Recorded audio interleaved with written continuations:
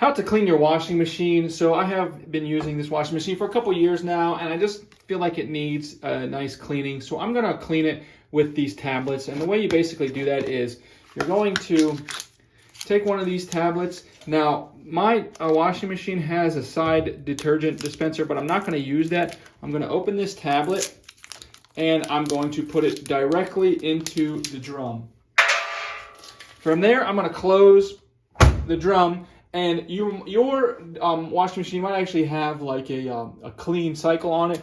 This one doesn't. I'm just going to put it on cotton. And the only thing I'm going to change there is I'm going to put it all the way up, the temperature all the way up to the maximum temperature. That's 90 degrees, but that's Celsius. So anyways, I'm going to go ahead and let this run. And then let it, once it finishes its cycle, it will have completed its cleaning cycle.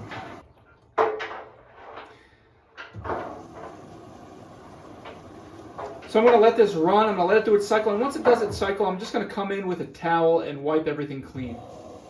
And so there it is, it's finished its cycle. I don't know if you can see, I went ahead and wiped off with a towel, the glass. I don't know if you can really tell, but just look at that metal in there. It looks really super clean, almost like brand new.